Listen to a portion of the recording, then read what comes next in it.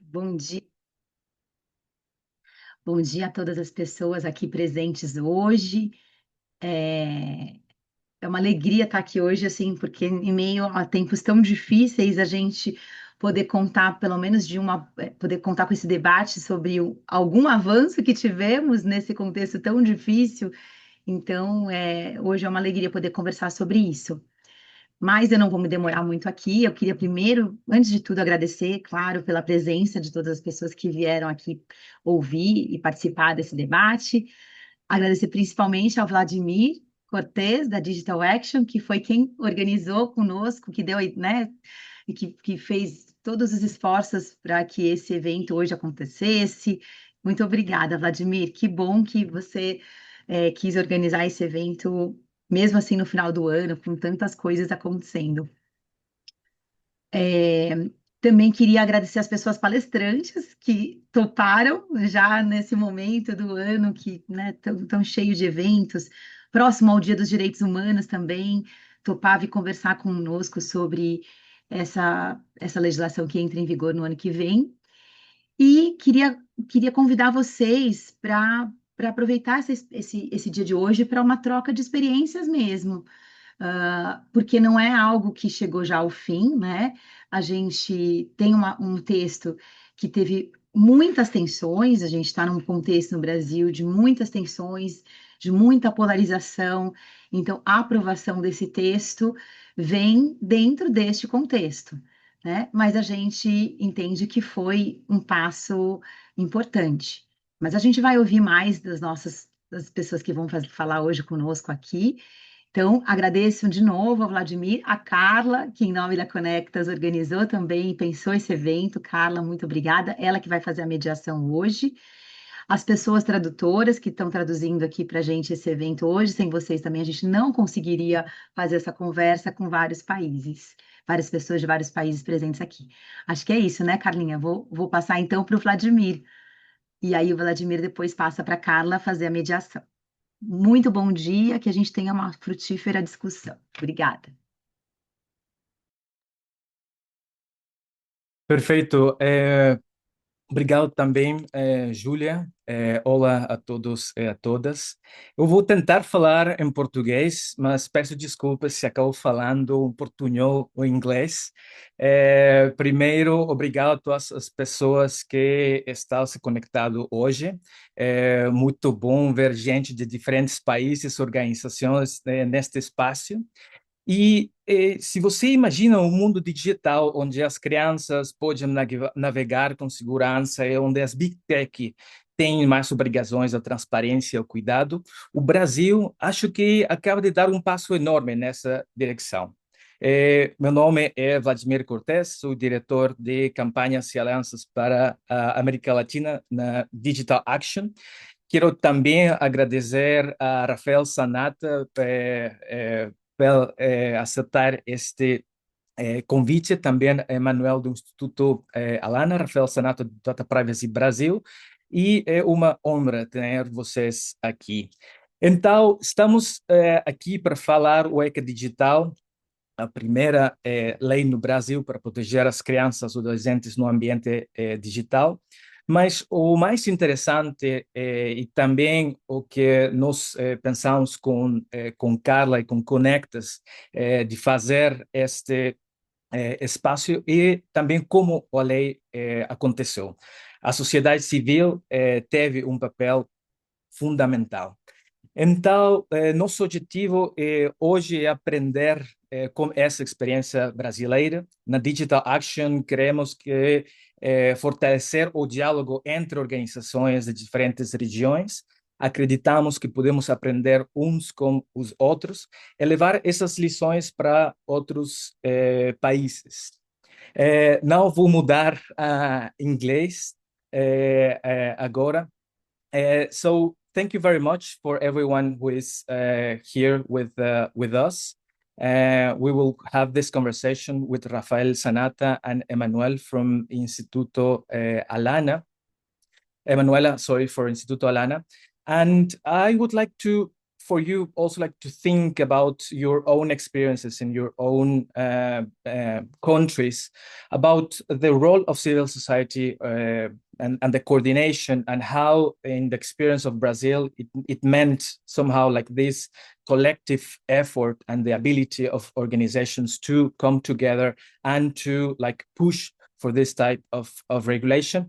And the second thing, considering the landscape and the complex of the political landscape in Brazil, that I would imagine it also reflects into other regions. So with no further things to say now, I would like to then give the floor to Carla and our guest. So please feel free to express your comments, suggest if you have like questions or something else, please put it in the chat and make of this space a dialogue and as a way of having the experience of those that push for this law, ECA Digital. So, muito obrigado. Thank you. I'm going to speak in Portuguese. So, bom, de novo, bom dia a todo mundo. Muito obrigado pela presença. A nossa ideia é começar com a fala do Zanatta, depois passar para a Manu, e aí cada um deles vai ter assim, cerca de 25 minutos para fazer a apresentação, e nossa ideia é que depois a gente possa criar um espaço de diálogo. Então a gente pede para quem, né, durante as falas, quiserem levantando as mãos aqui no Zoom ou registrando suas perguntas no chat, que no final a gente vai, enfim, abrir esse espaço mais de diálogo. Então a gente vai começar com o Zanatta. O Rafael Zanatta é co-diretor da Data Privacy Brasil, organização que promove a cultura de proteção de dados e direitos digitais. O Zanatta é pesquisador de pós-doutorado da Faculdade de Direitos da Universidade de São Paulo, doutor pelo Instituto de Energia e Ambiente da USP, com formação no Instituto de Direito da Informação da Universidade de Amsterdã, mestre em Direito e Economia Política pela Universidade de Turim e em Filosofia e Teoria Geral do Direito pela Faculdade de Direito da USP. Zanatta, muitíssimo obrigado pela sua disponibilidade, reforçando todos os agradecimentos que Júlia e o Vladimir já fizeram. A palavra é sua. Obrigado, Carla. Oi, Vladimir. Eu estou vendo muitas pessoas que vêm de outros países, então vou pedir permissão. Primeiro, pedir permissão para ter poderes para compartilhar minha tela, se for possível, para poder exibir aqui uma apresentação. E também pedir desculpas de antemão por ter que me ausentar antes do fim, porque de fato eu tenho uma apresentação de Natal do meu filho na escola. E como as crianças são prioridade absoluta, eu, como pai, não posso chegar atrasado na apresentação do meu filho. E vou mudar para inglês para ficar mais fácil também a apresentação, já que eu fiz até a apresentação em inglês. Tá? So, let me take some minutes to explore a little bit about the digital status of children. And I set up this presentation to give a broad overview of the political context and how the bill was set up in the Senate before the approval in the Chamber of Deputies. So you can get a glimpse of the conflicts and also how hard it was to advance this draft bill and some of the oppositions from the right wing, and how in the end we got a final political solution to approve it in a very unique context in which there was this window of opportunity, which was partially shaped by one influencer, which is Felka. I will talk about him in the end of the presentation, but also the way civil society was really able to quickly advance the negotiations around this bill. So you can have a glimpse of the political context of how this took shape in a way. And let me just say a few words about ourselves. So I'm the director of Data Privacy Brasil. We are an NGO that works to build a fair informational ecosystem. We have here Carla, I can see Natasha and others from the team. So hello, team, and hello, all the friends here. And we have been working together in this topic for many years. Our theory of change is that platforms and digital markets is also a central part of the conversation of building a fair informational ecosystem. And children protections, especially, is one emerging topic that we can see in many of the networks that we are part of, such as the Global South Alliance, Coalizão Direitos na Rede, and others. And we've been working in the past 5 years with many projects on this topic. And this project here, which started with a partnership with Alana Institute, and Manu is here, and Alana is, the greatest organization in children protection in Brazil, and has been teaching a lot to us. And we were lucky to have worked together in the past years and setting up study groups and doing reports and interpreting the General Comments 25. And I think many of the work that we've done in the past 5 years, they all were really useful in the political fight for ECA Digital. And so my first advice for you guys as civil society organization is that to set up study groups, it's something extremely worthy. The intellectual job of understanding a new problem and working together patiently, studying one topic for years and years, and doing this intellectual work of generating new concepts and advocating for them.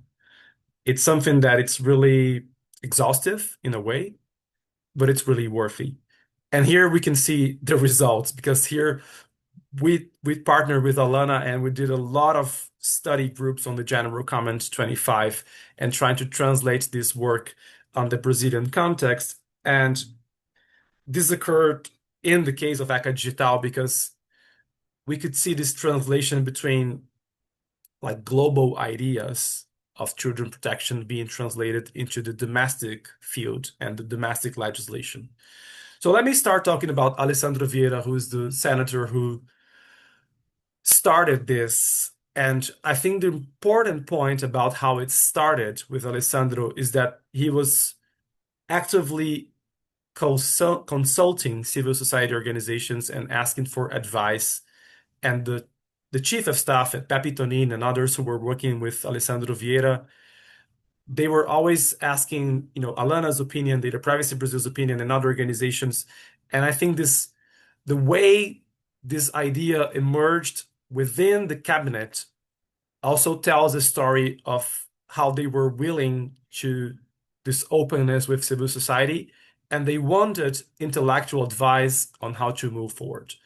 Alessandro Vieira is a former chief of police, delegado, as we say in Brazil, who had already worked with platform regulation and setting up this draft bill on platform regulation. So he had very clear ideas on fighting big tech and also protecting the interests of society.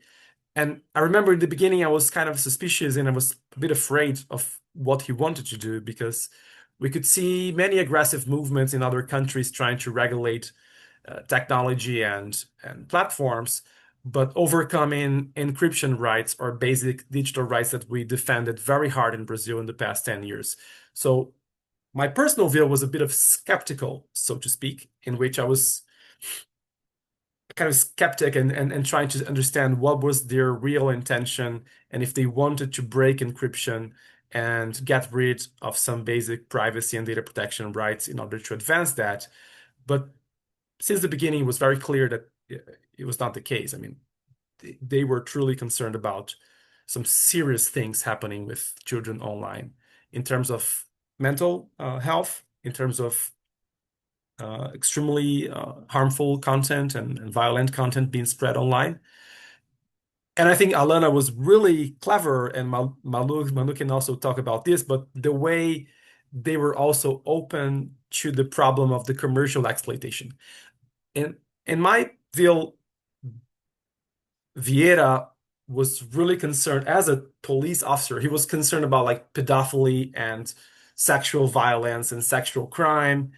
And the way civil society engaged with him kind of changed his mind to perceive the structural problems of commercial exploitation and the business model itself. And I think this was really important, this initial change of field.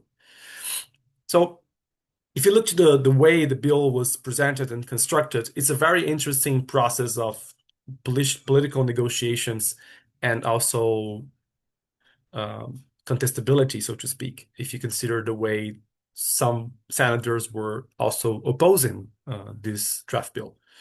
So I think the main normative structure of the text was maintained, so to speak, in the Senate, but we could see some really important changes. So for those who do not know anything about ECA Digital, or this digital statute for children and adolescents, the basic normative structure of the text as it was presented basically goes like this. So the law defines a set of new legal concepts. So what is profiling? What is loot boxes? What is internet applications? What is child monitoring products? What is social network, and so on.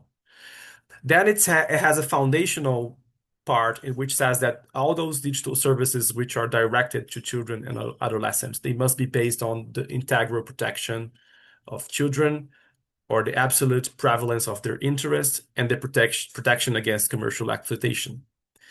Also, the law back then provided the principle of duty of care, and I believe the big tech lobby focuses very much on fighting duty of care and trying to remove duty of care from Article 5.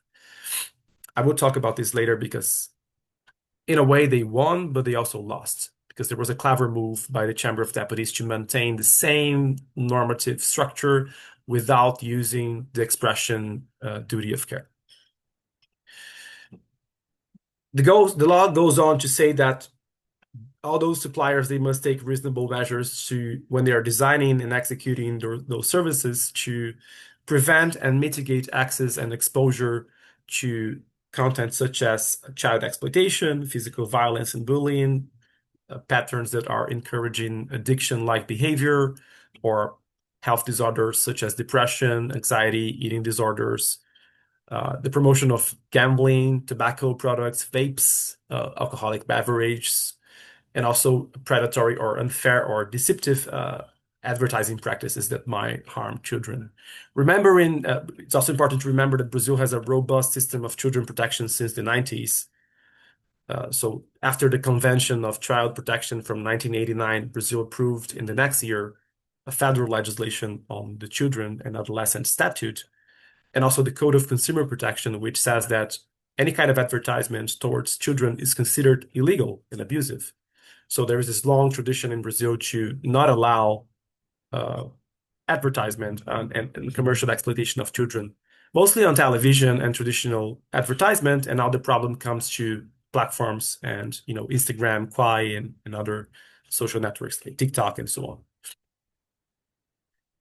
And also this structure of imposing privacy by design and preventive duties together with parental control and norms on games. And since the beginning, you could see the way Vieira was clever to also use ideas that came from the General Comment 25, especially the chapter on privacy and data protection, which says that it's forbidden, like the states must prevent companies or even state actors to exploitate commercially group data or metadata of children. As a data protection scholar and activist in Brazil, I think this is a tremendous victory in the field, because data protection law usually has a problem, which is the law only protects and applies for personal identifiable information. And companies are really clever to say that if they're using, for instance, edtech solutions by Google on schools, they can go to court and say, we're not violating the privacy of any children because we're only exploiting the metadata through automated analysis. So we're only identifying patterns of behavior of social groups, but not the information of each children. It's not my kids or Vladimir's kid that they're using the information. But here comes the point, which is the core of the General Comments 25, which is, but the business model of those companies are not about identifying each children's personal identifiable information. It's all about identifying patterns and predicting the way they must behave, and also to conduct their behavior in the future. And this is prohibited. And I think this is a fascinating piece of the law. I think it's the most progressive legislation in the whole Americas around group profiling it's in this article in the legislation, which was maintained. And it was maintained because of the really strong efforts of many NGOs that were fighting for this topic. Because of course, big tech companies and private sector, they were opposing this, and they wanted to remove from the legislation. Also, one of the most sensitive topics for the right wing was the obligations to remove content after report without judicial order. And attached to the content, to this list of principles that are defined on Article 6. And also these obligations to set up channels of communications about illegal content. And this was a basic idea since the beginning, in which, in order to maintain this integral protection of children, those providers of digital services which are directed to children, they must generate channels of communication about illegal content, and they must also receive reports about those contents, and they must remove it without judicial order. So you can see the way the bill was discussed in the Senate in the whole year of 2020, 22 and 23.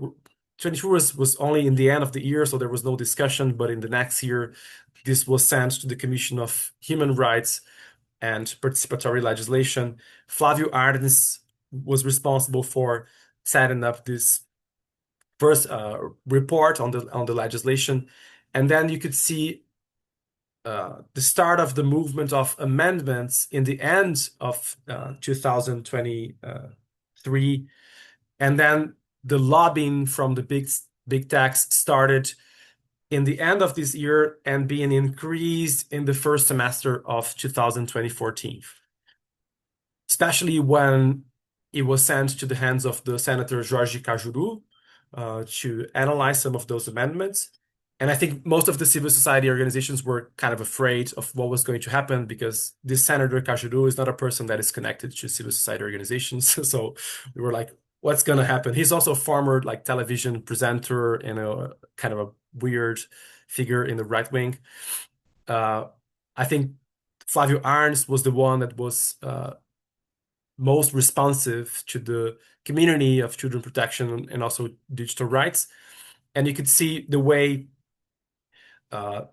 in the first semester, there was this awake from the private sector to demand public hearings and to try to intervene in the process, not only occupying the spaces for public hearings, but also sending a lot of contributions and amendments. And what you can see by looking back to this history is something really concerning that I spoke with Manu. We spoke many times together, right, Manu, in Curitiba and other places we were meeting. We were really concerned about this coordinated effort of the big tech companies and the right wing to do a large mobilization to present amendments and a really organized lobbying by right-wing senators to change many issues of the law. So not only age verification and trying to introduce clever lawyer language, such as reasonable measures and other changes in the legislation, but something really weird happened was that you could see amendments which were really technical, presented by senators that never discussed that issue in their life. So of course there was a really organized professional lobbying activity going on, shaping up the amendments and just putting in their hands so they could present. So for instance, let's take a look in this amendment by Senator Flávio Bolsonaro, which is really technical. So he's basically discussing the measurements for age verification and claiming that Meta should not be responsible for doing that, but telecommunication companies should be responsible for doing the age verification on the devices, and also Apple should be responsible for doing the age verification in the marketplace. So there's a very technical lobbying argument here and trying to pass the obligation to other companies, but not Meta or not those internet application companies. And the way it is presented is also very sophisticated in a way, because the way he presented is it's also based on arguments for data protection and privacy, saying that this solution to make mandatory for the marketplace to do the age verification is a more sophisticated way to prevent the expansion of data collection, and to simplify the process of age verification. So this is just one example, but you can see many, many amendments by senators from the right wing, very technical, very sophisticated, very elegant, so to speak. and clearly it was like formulated and presented by lobbying groups. And the criticisms of the right wing was basically that this model would generate excessive censorship. There was this possibility of removing content immediately without notification. This would be problematic. And of course, the Supreme Court case on Marco Civil and Article 19 kind of changed this narrative, because when the Supreme Court said, well, we're not using the Marco Civil model anymore, that in order to remove content, we need a decision or a judicial order. We will accept the European model of the DSA, and we will accept the model of removing content without judicial order. The draft bill was empowered, so to speak, because they also had the political support of the Supreme Court, so to speak. And this was not something perceived as, eccentric or out of the box. And also they were saying that this would harm small companies. So this is a traditional lobbying technique from big tech, which is to say that it will harm innovation and will impose excessive obligations on small firms, and it will be burdensome for small companies. So you could see a lot of those arguments being presented by those senators in this political process. And then in the next year, I will point to these three young gentlemen here, which were very key in the approval of the bill. So the first one is Hugo Mota. So he's 38 years old. He's the president of Chamber of Deputies in Brazil.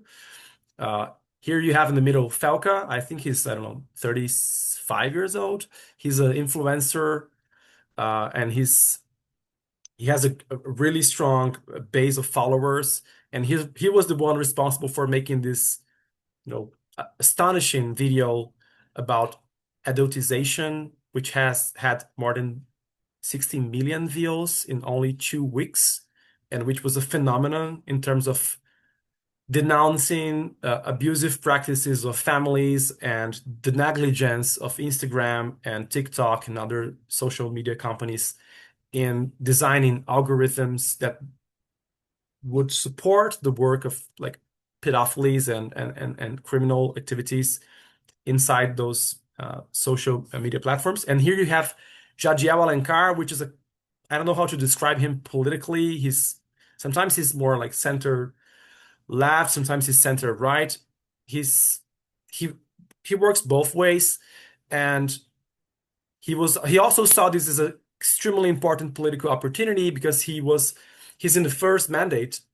He's a young congressman. He's also 38 years old, and he was in the Commission of Communication, and he was briefed by Stephanie Vogel, who was his chief of cabinet, saying, Congressman, you will receive this draft bill, which is really important because it will change, the economic regulation of platforms. And it is a topic which will generate benefits for you because it's a topic that both, left wing and right wing, they are supporting. So you can gain political support from different constituencies by advancing this. And some of the interesting things that happened this year, which within the process of Jadiel Alencar being responsible for setting up a new report on this bill. First of all, I think he was clever to set up a very democratic approach in which there were many public hearings. So he wanted to consult and hear the opinion of private companies, civil society organizations, academics, professors, and so on. So there was a pretty intense process of public hearings and consultations in the first semester. Also, I think Alana and other entities were able to avoid this polarized discussion and to construct political leadership within this topic, both within right and left-wing communities. So, Senator Damares, which is a right-winger, was together with Maria do Rosário, who is a Workers' Party leader, and they were together saying that this bill was a correct one and could be approved. Then you had the Felca effect, which is the effect of this video of Felca, which had more than 60 million views, and all the political community were concerned about this. And there was this rush to do the adjustments on the text in order to present the final version for approval. What is interesting in this process, and I'll just point to close it here as my final remarks, is that there was this window of opportunity after the Felca video, which was really fast. So civil society organizations understood that it was a unique opportunity to approve the bill, but they needed to do some things. So first, they needed to negotiate and make sure that the final version of Jadiel was going to also present some wins for the right wing. Could not be the same text as approved in the Senate. So what were those wins? First of all, there were many changes to avoid like mass surveillance, and this is a clear negotiation with Nicolas Ferreira and many of the right wingers who were saying that this bill would generate a process of government censorship and control by the state. So there were a lot of articles included that says that in the enforcement of the ECA Digital, there cannot be violation of fundamental rights of privacy of the Brazilian citizens, cannot be the violation of free speech and fundamental rights. Also, there was this negotiation to make sure that the one who will enforce the bill will not be the executive power, but it will be, yes, Daniel, this was a win for the right wing. So, and was not enforced by the government, but it was enforced by the Data Protection Authority. And this was a really important point of negotiation because the bill was not clear about who was going to enforce and impose the sanctions when there was a violation of ECA Digital. Third, and I think this was a win of like Meta in a way, duty of care was out of the legislation, but I think the results are the same if you read Article 6 and the way the preventive obligations are there. But it's not written duty of care, but in practical terms, it is the same thing. And also there was this democratic approach of negotiation of saying, okay, nobody's like fully winning here. In my opinion, this was very close to the data protection law negotiation process in which, everybody was not fully happy with the result. And this was what constituted the democratic approach. And finally, what I think was a very clever move from civil society, and this was really important, was that when the Felca video came up, there were more than 200 draft bills. And one really important political movement by civil society was to, take advantage of one political moment in which Hugo Mota was kind of weakened in the debates in the Congress. And this bill was presented to him as an opportunity, but he needed to separate ECA Digital from the other 200 draft bills that were presented after the Felca video. And civil society coordinated with one single goal. Let's just focus on ECA Digital, let the other bills around other topics such as, workers of children on platform, or I don't know, whatever other topics we are concerned of, but let's not be confused with ECA Digital and let's just focus on approving this text in the Chamber of Deputies. And I think this was the success of the ECA Digital, was this capacity to focus on that and do this negotiation. But I will stop here and then be open to questions. I will just change my computer to the cell phone and be with you. I will not disconnect, but I'll pass the ball. Thank Muitíssimo obrigado, Zanatta. Eu acho que é para aproveitar e a gente também já emendar na fala da Manu. Acho que o elemento muito importante que você trouxe, né, e a Conectas como organização de direitos humanos, acho que assim, compartilhar a experiência com os colegas que estão aqui na sala hoje, apesar de a gente não atuar especificamente com o tema da infância, esse movimento todo que o Zanatta descreveu, né, de criar uma coalizão, talvez Manu tenha os dados, né, teve uma carta, uma nota que foi assinada por muitas organizações. A Conectas, por exemplo, foi uma das que aderiu a esse processo. No processo das audiências públicas, também o nosso fundador esteve presente fazendo uma fala. Então, foi realmente um movimento muito amplo, né, em que as organizações lideradas por Alana, por Data, entenderam a importância de se atuar pela aprovação desse texto, né? E aí, passo a palavra agora para Manu. Manu, eu não vou me arriscar a falar o seu sobrenome, Mas a Emanuela, ela é analista de relações governamentais do Instituto Alana, que é uma organização da sociedade civil brasileira que tem como missão honrar a criança. Há mais de 27 anos, o Alana busca garantir que crianças e adolescentes sejam prioridade absoluta em todas as esferas de decisão da sociedade, garantindo dessa forma seus direitos, desejos e protagonismo. A Manu também é mestranda em ciência política pela UFMG, que é a Federal de Minas Gerais, pesquisadora sobre regulação e ambiente digital desde 2016. Manu, eu passo a palavra para você. Obrigada. Obrigada, Carla. Primeiro de tudo, muito feliz de estar aqui, muito feliz pelo convite, e é sempre uma honra falar depois do Zanatta, né? Ele já ajudou muito meu trabalho aqui, explicando o que se tornou a lei, explicando os processos, e eu espero que a minha fala possa ser complementar. Eu vou colocar o PowerPoint, e aí eu vou pedir também licença, vou tentar fazer a apresentação em inglês, já que o PPT também está em inglês. E peço desculpas qualquer coisa pelo meu inglês, mas fiquem à vontade para usar o chat para a gente se comunicar e para perguntar qualquer dúvida e a gente se entender. Então, vou começar a compartilhar e vou fazer a troca de línguas aqui para a gente começar. Só um segundinho. Vocês me falam, can you guys tell me if you are seeing my screen? Sim. Yes. Okay, perfect. So, Um, just for an introduction, my name is Emanuella Halfeld. I work as a public policy expert on Digital Alana and a researcher on digital rights. And I graduated in law and I have a master's in political science. And I work in this great organization that I really admire, that is Instituto Alana, Alana Institute. That is an organization focused on child protection and honoring the child on everything that we do here in Brazil, looking for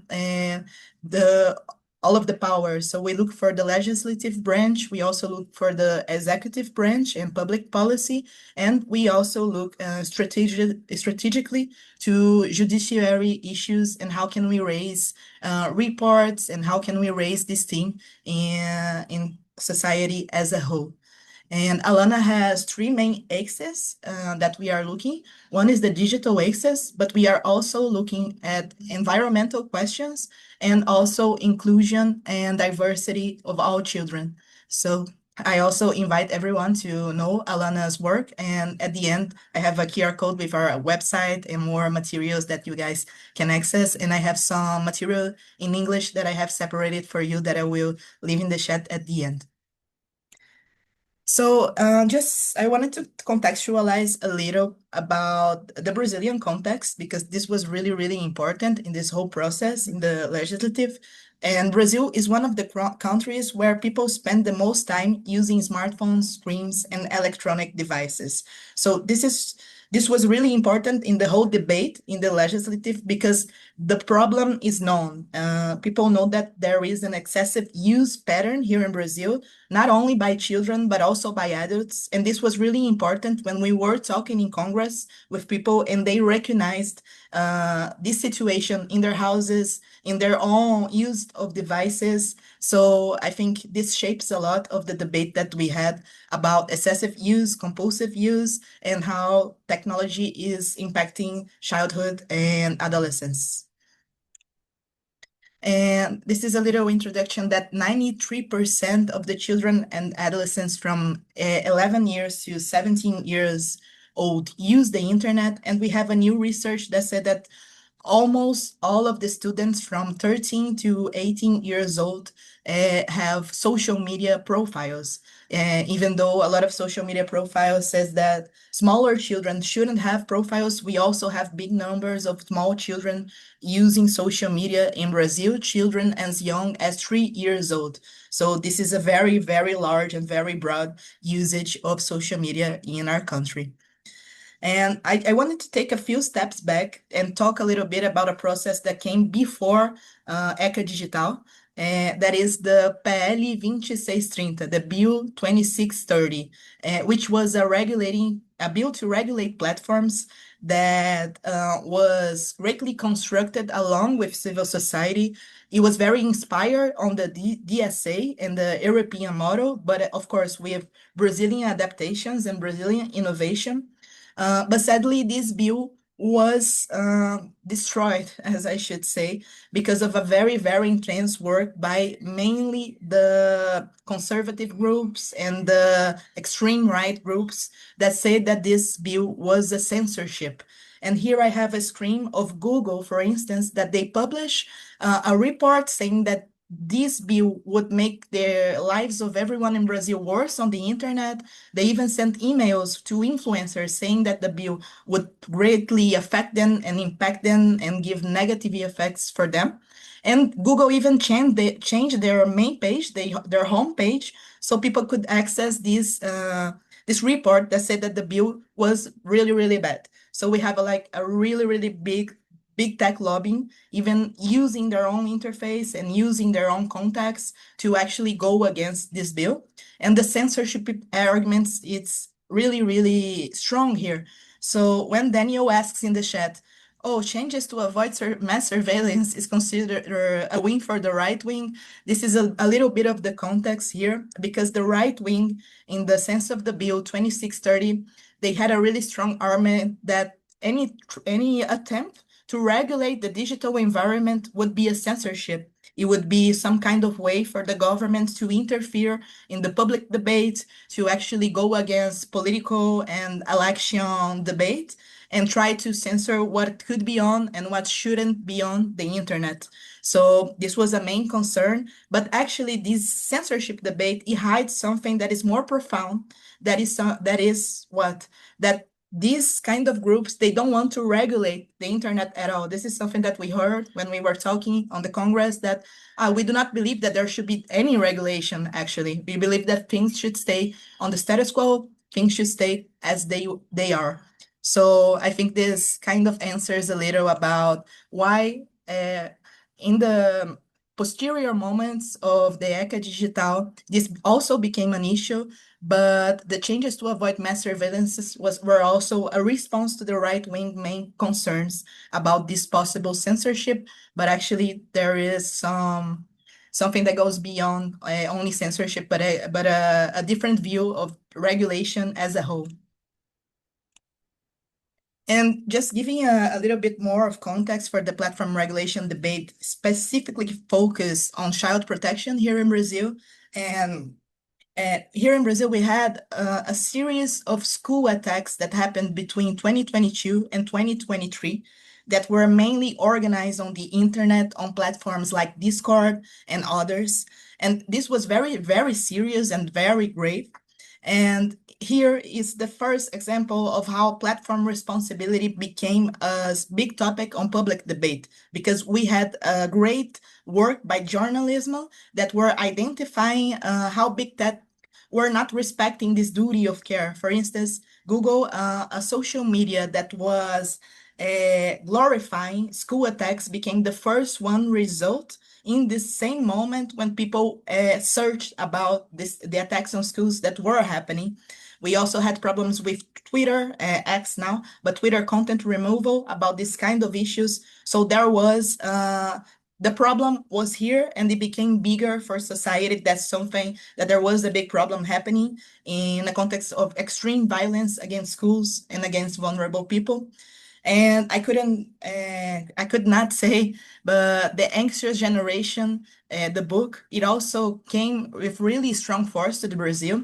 It was very cited in Congress. Congresswoman and congressmen read the book, so it became more and more apparent a worry about the fact that children were using more and more social media. So all this converged in a sense so that we had a comprehension that something wasn't working quite how it should to protect child rights.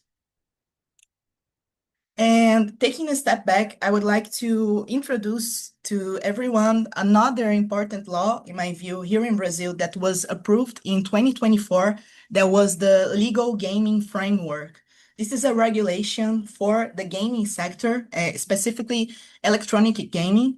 And Alana had a very strong role in this regulation to create a chapter focused on child rights.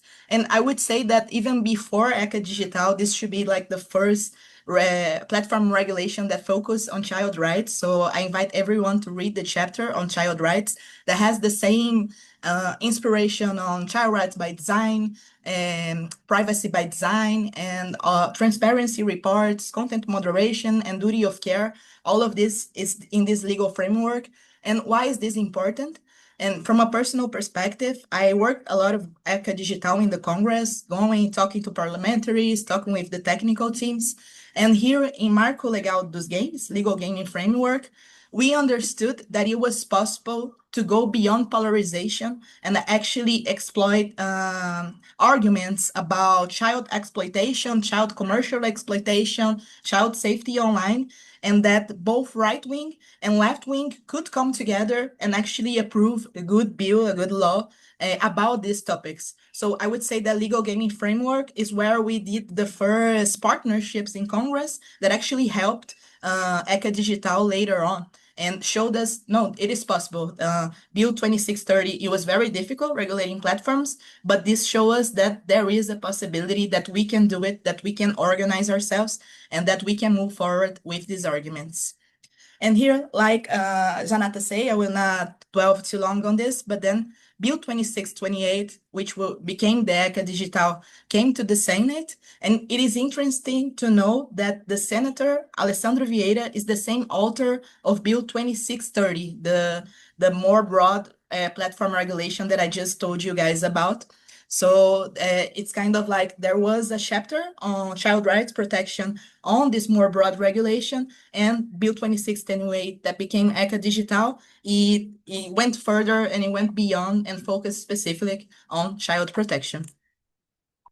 And so for the context in Senate, Zanatta already said a little bit about this child advertising that we face it. And there was a time that Alana actually public positioned itself against ECA Digital before it was ECA Digital, but because there were some changes that were trying to actually make the project a way to authorize child advertising for all children in Brazil.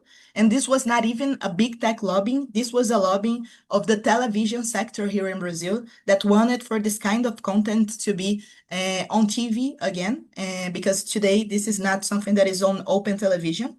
And I think this was an important moment because this is when civil society came together. So we had a very important coalition, which is Coalizão Direitos na Rede, is the coalition of rights on the network here in Brazil that has over 50 organizations, and they all came together to actually defend the project against this kind of change.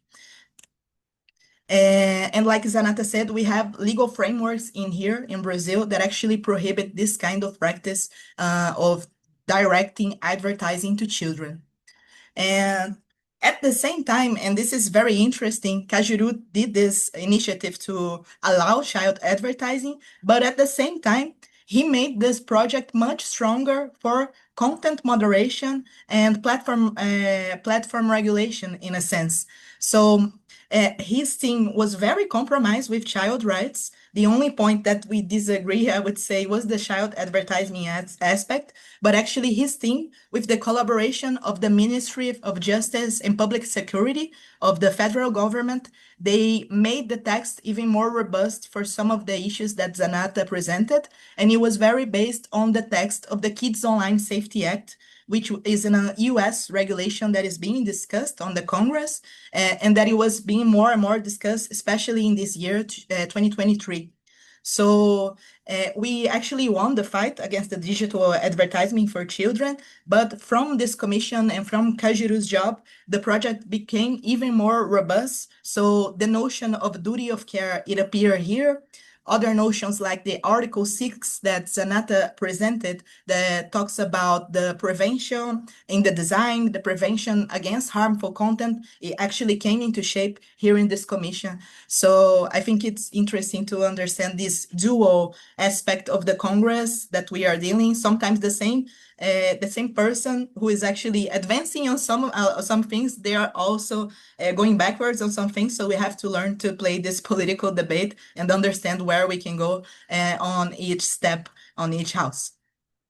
And one thing that was very important to us was when Alana actually did with Datafolha, which is a broad national research organization, this research that was about the population awareness on the needs of child protection in the digital environment. So this was a nationwide research, and there was people were actually agreeing a lot in the whole national environment that something needed to be done. So 93% of the Brazilians agreed that children were becoming addicted and that they use social media more than they should. And 8 in every 10 Brazilians, they believe that the companies and that the private sector did not treat Brazilian children in the way that they should, did not treat them accordingly, did not support families as they should. This material was actually really important because we used it to actually give it on the hand of every congresswoman and every congressman to actually support the bill. And it was really important because we know that the Congress also respond to the social population and how they are feeling, how they are thinking about a certain question. So this would be a first thing, that if your country is trying to work on something like this, is trying to work on a bill, this really, really worked because it showed that there was a consensus that something needed to be done. And we pointed that ECA Digital was the something that we need to get moving forward to actually combat this malpractice that we were seeing. And for the Senate advocacy, we had to frame the arguments to defend the bill. Oh, sorry about the noise, but we had to frame the arguments to defend the bill. And we had to be really creative because something that we noticed was that a lot of the people did not understand some of the arguments and what was happening in a sense that digital rights group understand a little more broadly. So how can we translate these debates on business model, on profiling, on how technology work in a matter that is actually understandable to different people? And of course, they don't understand profoundly everything because these people, they are dealing with environmental issues, with taxes, with criminal issues. They have a whole broad of topics. So we had to translate this debate. So what did we do? We prepare this campaign material that we also deliver in Senate, and that was adapted to each senator profile. So we had some senators that were more interested in CSAM and fighting against child abuse, child violence. So we had a specific material for that. We had some senators that were specifically worried about child advertisement. So we had a specific material for them. We had some senators that were worried in a more broad aspect about the health issues on excessive use. So we had a specific material on that. And all the materials, they frame the question, but they also explain a little bit of the project and how the project helped with their main concerns.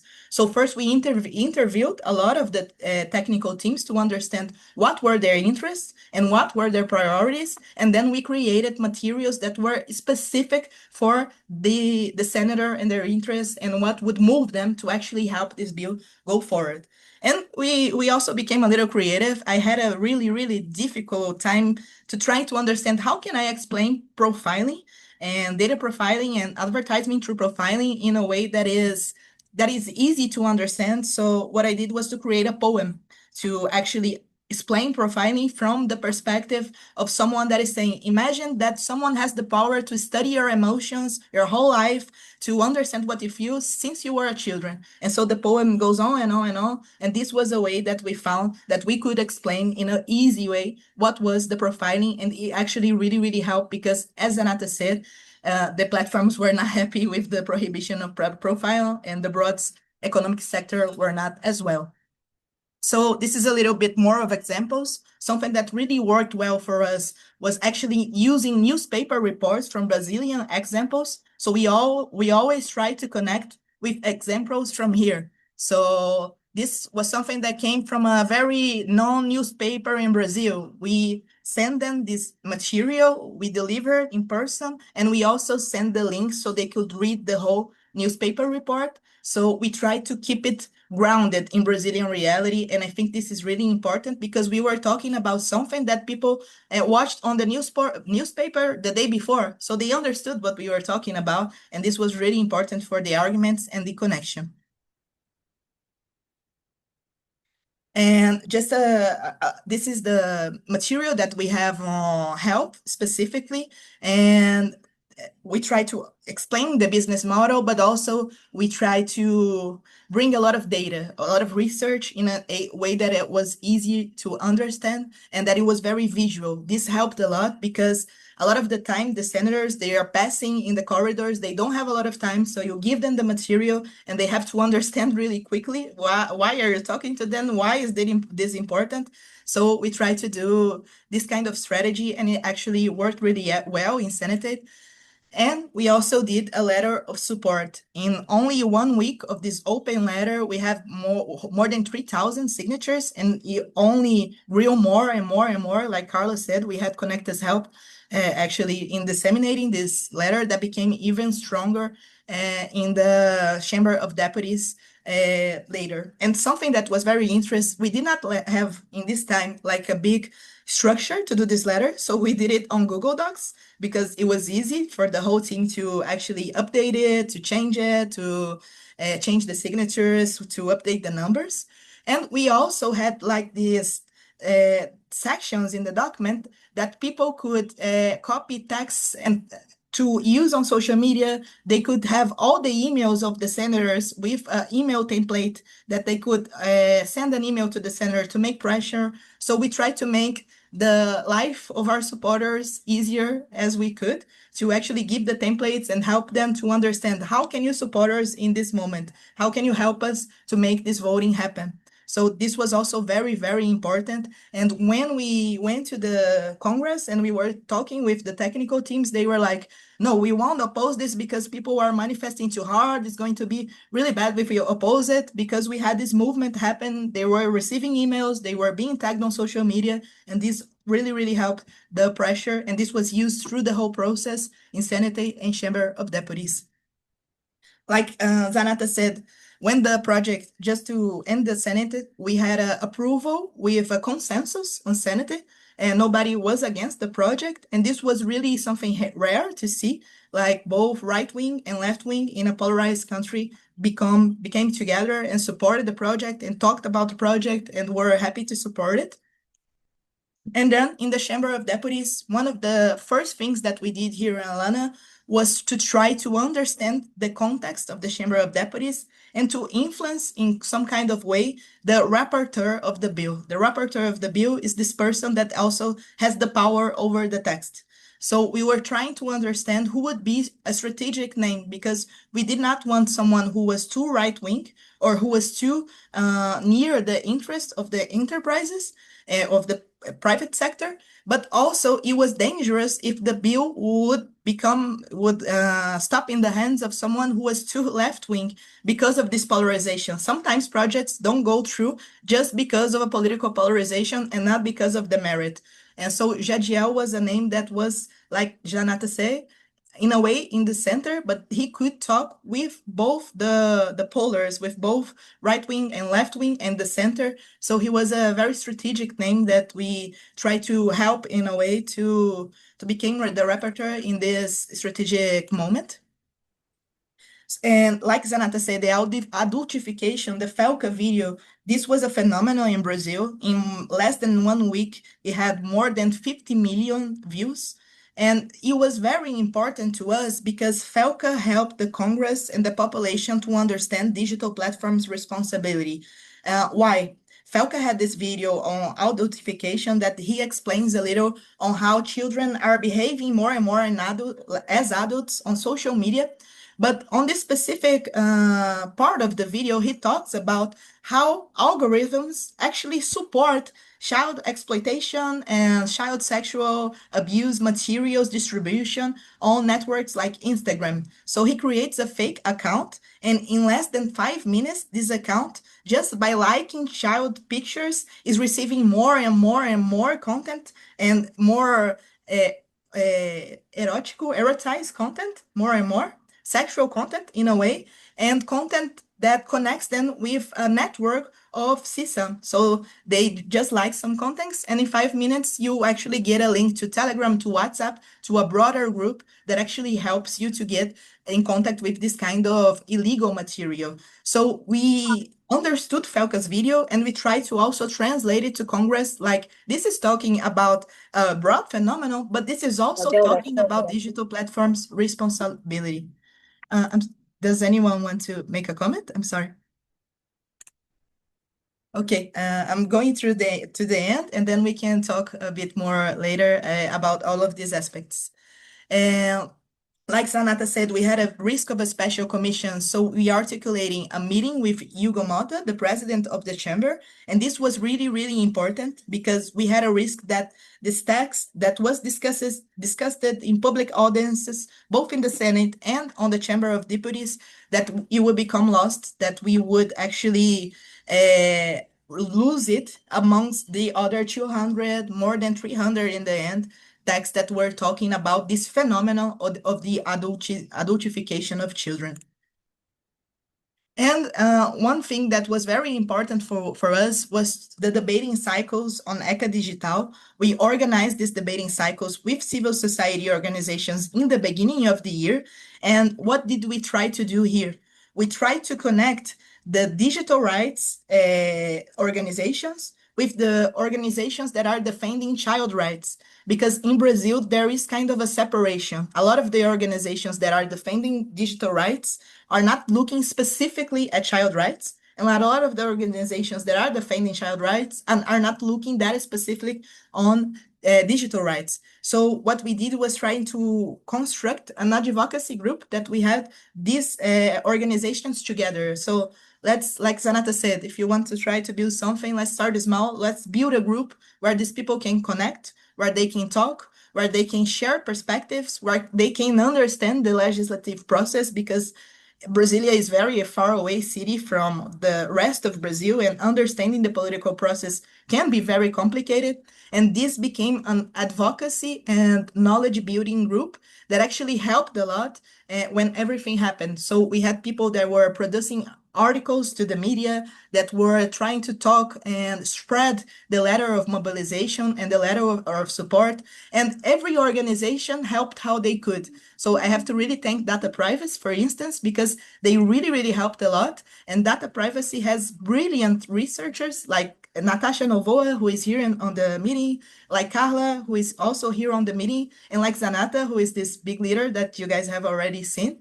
And they really, really helped us with these research needs and also trying to make direct advocacy. So every organization gave what they could give in a specific moment based on the organization's profile and shape. And this was also really, really important, like understanding our stakeholders and how can each help us in different parts of the process.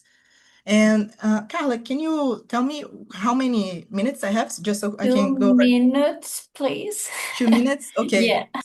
So Zanatta already said a lot of this, so I'm just going to go really fast so we can end it. But some of the challenges and main debates that we have. The censorship argument, I already talked a bit about this, but just to understand the censorship argument, and I want to really emphasize this, is actually an argument against the whole project of regulation as an ideal project. It's not only censorship. Of course, this is a risk in a sense that if done incorrectly, censorship could be a problem. But to me, when we talk with the parliamentarians, we believe that there is something behind this. It's not only a worry about censorship. This is actually the narrative argument that works with the broad population, that it is used because of the economic interests. This is something that we realize with really strong force. The prohibition of profiling for advertisement, this was the text that received the most amendments and that people were trying to change a lot in this process. So strategies like the poem that I showed you, like trying to explain it in a really, really simple way and trying to explain it in a really personal way. So I would say, when I was talking to a technical team, imagine if Vladimir, that I'm seeing here on my screen, was a technical team from a senator. I would say, Vladimir, imagine Do you know when you talk something and your phone, it kind of hears you and you talk about shoes and then there's shoes everywhere? And then Vladimir, it would be like, here he is right now, he would be nodding and he would be, yeah, I know this. So we really tried to create emotional connection from perspectives that were personal with people who were actually living these issues on their skin. The duty of care, Zanatta already said, and I do agree with him. I believe that we have the duty of care in the text today. It's a different framing of words because this was a strategy, because if not, we had the risk of losing actually the whole article. The scope was a big challenge. A lot of the economic sector, they trying to change the scope that today is for platforms likely to be accessed for children, and they want it to be scoped for only platforms directed at children. And we really had to build an argument to try to demonstrate that even if something is not directed to children, if it impacts their rights, this is something that we have to be concerned about. So a platform like a pornography platform, this is not directed to children, but children are using it and they are accessing it and it affects their rights. So we have to be concerned about this when we create a more broad legal framework like ECA Digital. And we have some new players beyond big tech. Like I said, the television sector was involved. We had the streamings that they wanted a separate chapter only for them because they believe that the content moderation for social media should not be applied the same for streamings, because if it was applied that way, we had a risk of censorship of people. Oh, I don't like this kind of movie that has LGBTQIA plus content, so I will report it. I will say that is a child rights violation. So they came with these arguments to try to gain a chapter. But to be honest, they also try to get out of a lot of other obligations and not only content moderation, though this was the main argument. And the gaming sector, in this bill, we have a prohibition of loot boxes for children and adolescents.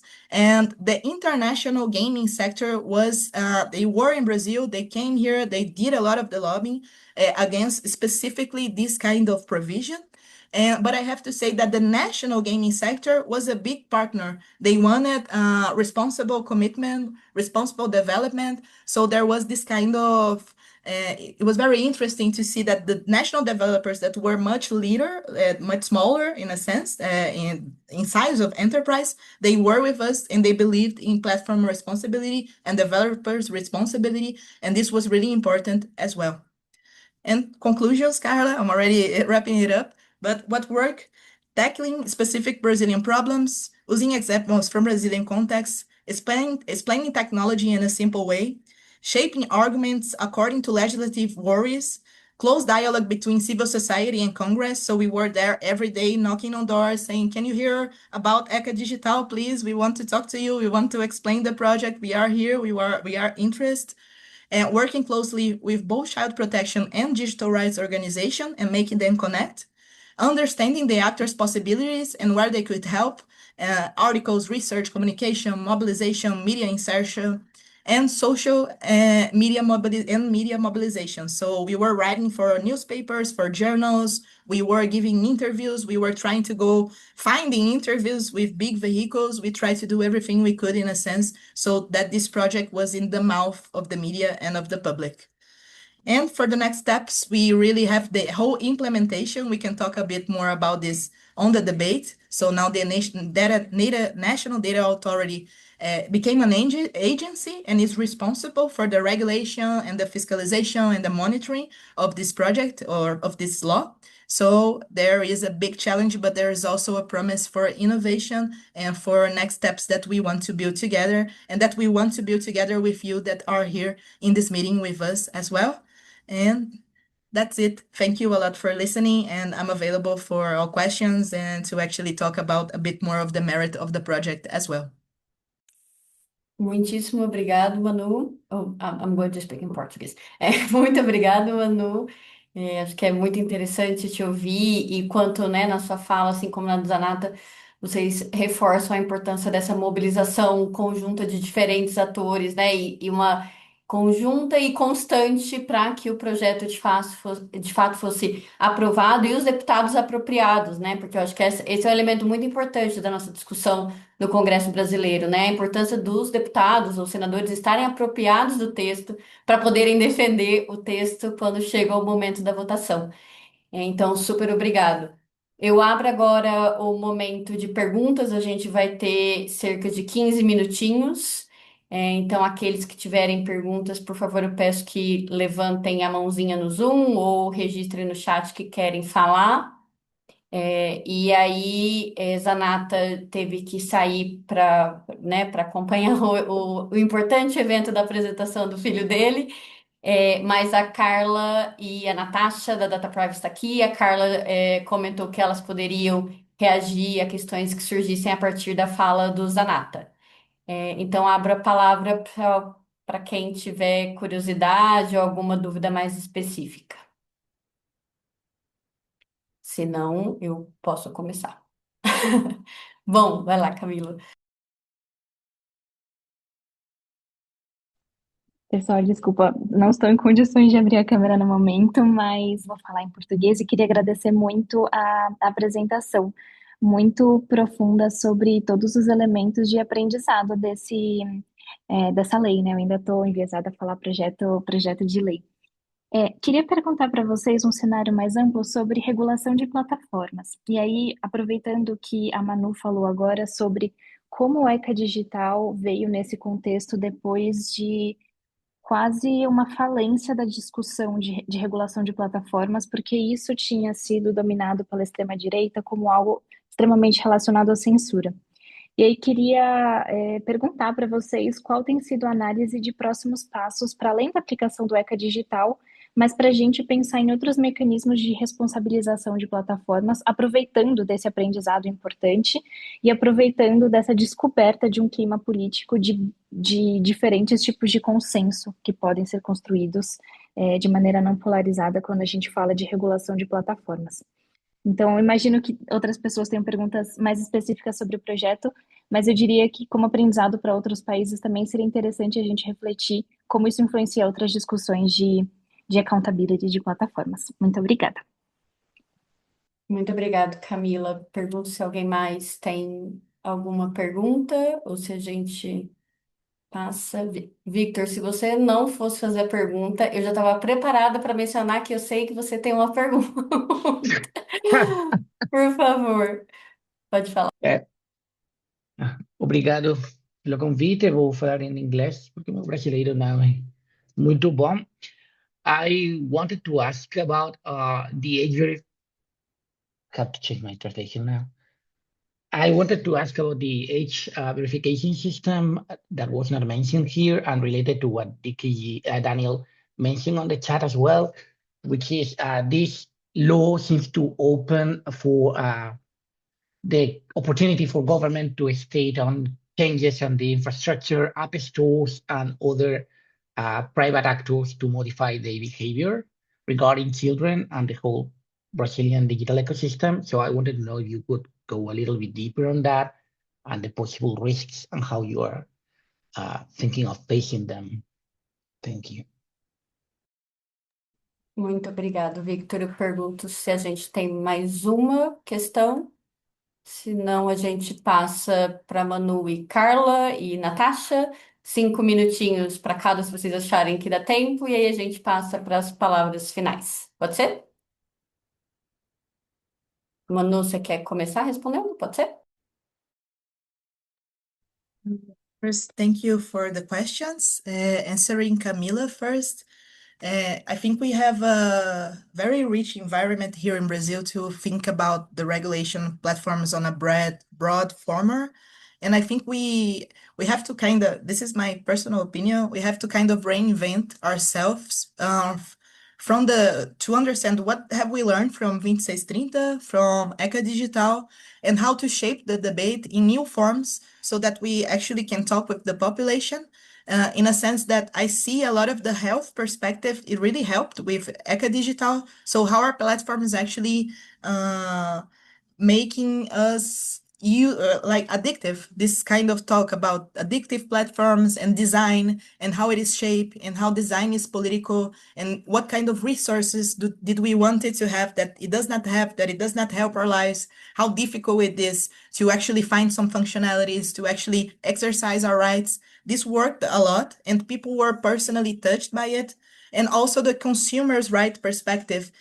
Because one thing that I think is that 2630, which is the broader regulation that I said, it came about in a place or in a moment that people were talking about a lot about fake news on COVID, on vaccines, and it became extremely polarized when the context of the political environment in Brazil had a president that was broadly negationist in a sense. So it became kind of this is my perspective, that in a place, it kind of became a dispute about being pro left wing or pro right wing or pro fake news or pro, anyway, it was very complicated and it became too political about the kind of control of political speech, at least in the public discourse dimension. Of course, we know the project was way beyond and way more than that, and it was a very responsible project with the work of a lot of civil society. But anyway, I think we have to have a lot of creativity to reimagine possibilities and imagine futures alongside with demands from the society. And I think with ECA Digital, is some of the things that are there work and we make it work in a responsible way, and people can see how we can affect other rights and we can move to broader speeches and broader consensus. So one example is the due process of moderation of content. So if this really happens, if this really helps, if this really makes things more easy and more understandable and more responsible, I think this is something that we could amplify to all the citizens, to everyone in Brazil, because everyone could use this kind of mechanism to actually have more predictability, to understand a little bit more about what's happening on the platform. Why was my content removed? If I have it was AI, it was human, do I have the right to review it? So I think there is an opportunity to make ECA Digital work real good. And with this, with the implementation, we can advance even more in a more broad platform regulation debate. And for the second question about age verification, I would say this is the main challenge globally, actually. So every country, I think, is facing its challenges to understand how to better do it. And we have, in my perspective, this challenge dialogues a lot with the prohibition on mass surveillance and the bill, the ECA Digital, actually the law. Now I have the same problem as Camila. We are so used to saying the bill and not the law. But anyway, the law, ECA Digital, has an asymmetric view on risks. And this is kind of what we are believing is the pathway to age verification. So not all platforms actually should be limiting anyway their access, but we have to have a responsible look for the actual risks that are imposed. And this is something that is on Article 1, when there is the definition of likely to be accessed. And for the solutions that are possible, the one that Coalition on the Rights of the Network and also Alana is looking as the methodology that seems to be the most responsible one is the zero knowledge proof methodology. So that we have a separation on the entity that certifies that this person has more than 18 years of 18 years or 14 years, any age range, and the entity that receives the information, so that no entity, no organization has the whole way of the information. So in a sense, it's like this. This entity, it certifies that Carla is over 18 years old, for instance, and it sends a token or a age signal to this other platform, and that will know that this person is more than 18, more than 16, but that they won't know that she is Carla. And it is very, very important that there is a separation and that these two entities, they don't share information so that nobody has the whole way to understand that, no, Carla is accessing Instagram or Carla is accessing X. No, they don't know. The entity that is the access entity doesn't know that Carla is Carla, and also the entity that is identifying that she has more than certain age range does not know where she is accessing. So I think this is the most defended in civil society. This is something that we are trying to push. And the Ministry of Justice opened a public consultation on this topic.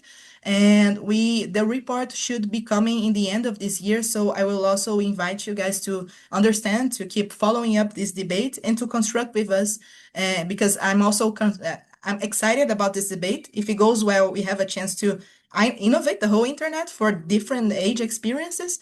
But if it does not go well, it could be a privacy risk. So we have to be responsible, and we have to keep following through, and we have to keep actually checking so that it is the best for everyone, both nationally, but also globally.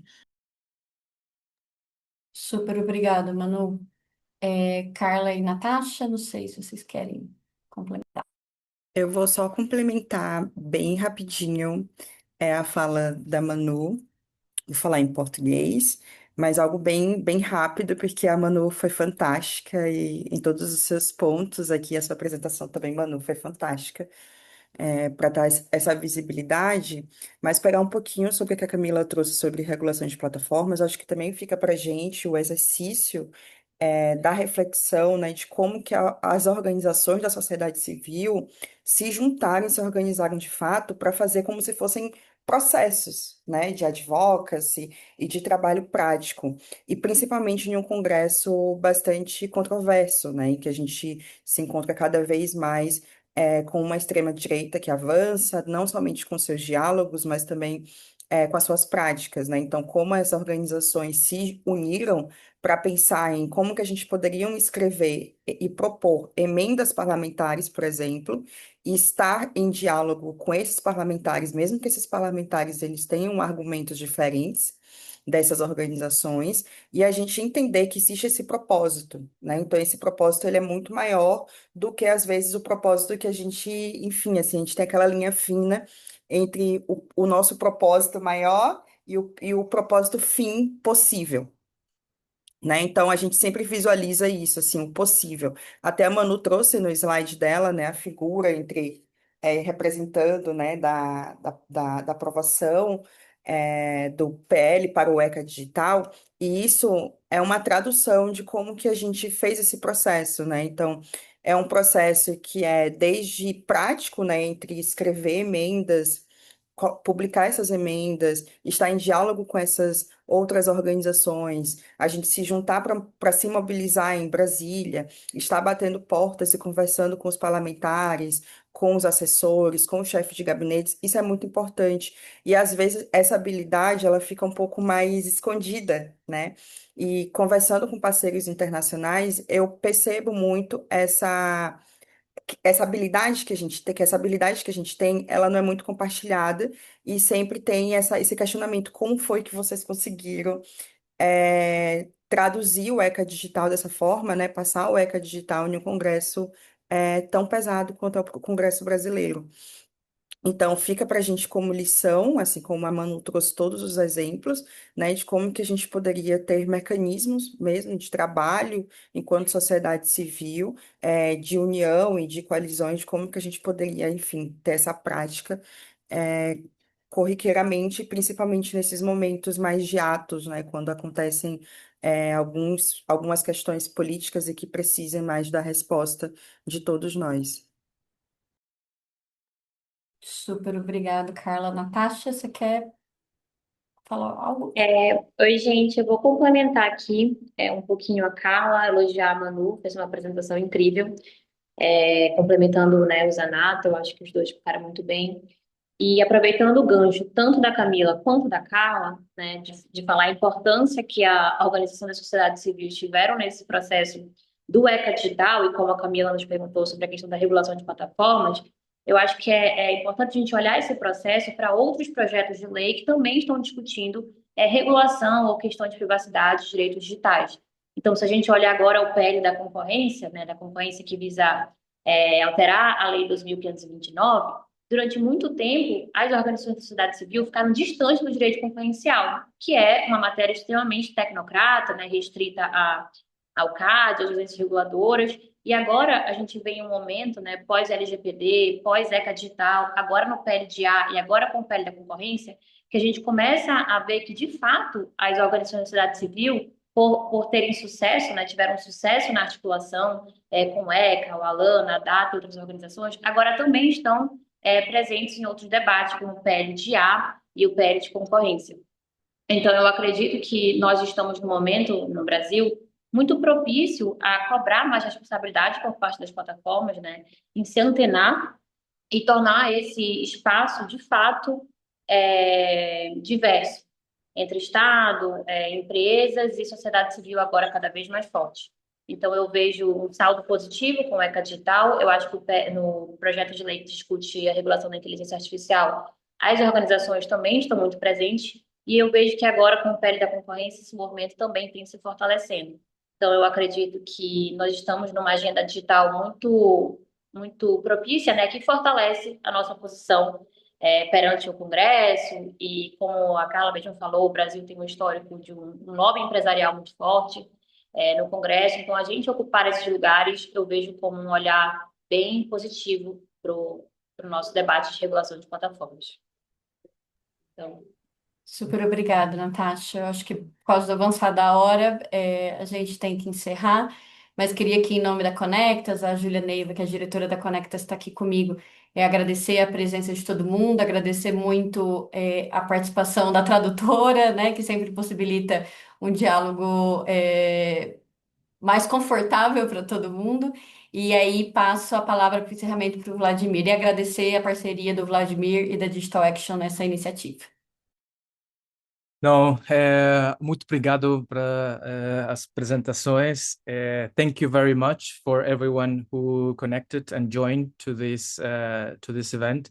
It was really wonderful to see all the details and everything that it was part of the discussion on ECA Digital, and hopefully this also somehow bring to some contextual reflections and the things that everyone and every organization here present will somehow contribute to the things that they're doing, and we will keep open this floor and this space to exchanging and to learning from different processes around the world, and in this particular moment in Brazil.